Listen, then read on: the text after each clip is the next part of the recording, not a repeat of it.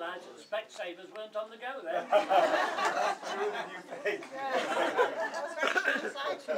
So now we come to the vows.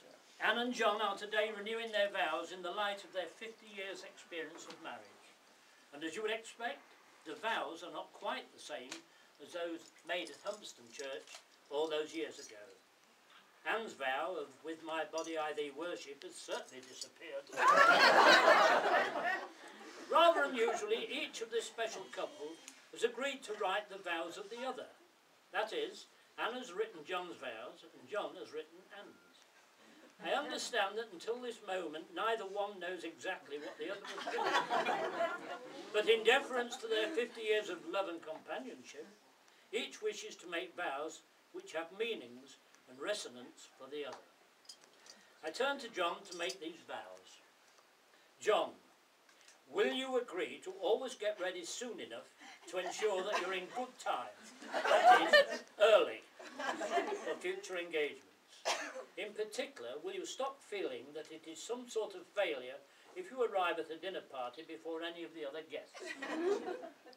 And in relation to train travel, will you here and now acknowledge that it takes at least 1 hour to travel the 20 miles from School Crescent to Newark Station? And that sitting on a station for an hour or two before the train's scheduled arrival time is all part of the adventure of travel. I agree. You agree?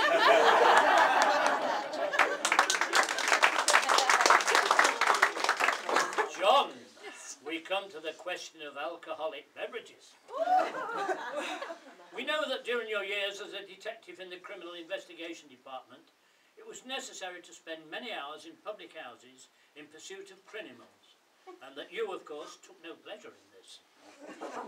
Many is the time when you returned home in what seemed to Anne the middle of the night, exhausted by the rigour of hours of observations in the bar of the Cocktail Public House at Scunthorpe, or the Jack and Jill Hostelry at Gainsborough. However,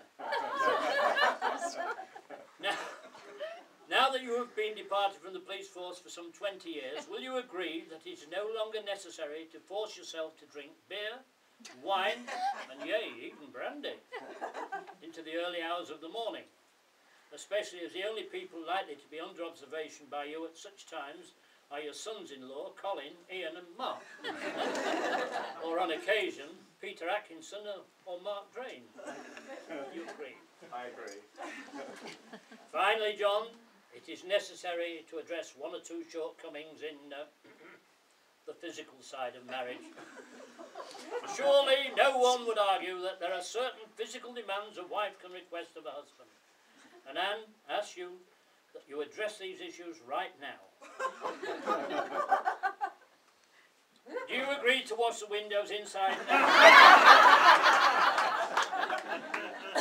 To mow the grass regularly, especially in springtime and early summer when it grows so quickly? And do you agree to put those shelves up in the utility room for which Anne has been waiting so long? I agree. Anne, I turn to the vows John has written for you. John asks that you agree to a greater sense of adventure in the bedroom department.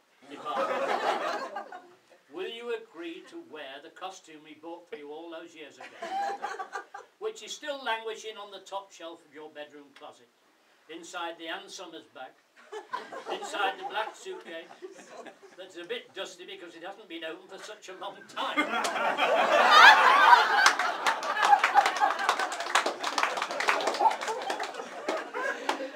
And in anticipation of your rejection of the Ann Summers outfit, John asks if you will agree to let him do that thing you always told him you would let him do on his 40th birthday, but still not have yet done.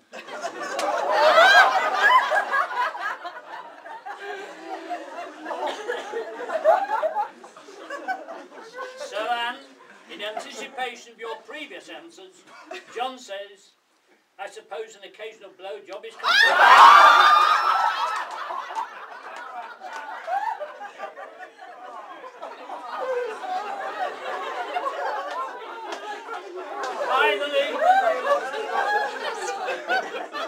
Finally, in spite of men obviously being from Mars and women from Venus, do you both promise to love and treasure each other and enjoy your lovely family life together here at Apple Tree Cottage for as long as you both shall live.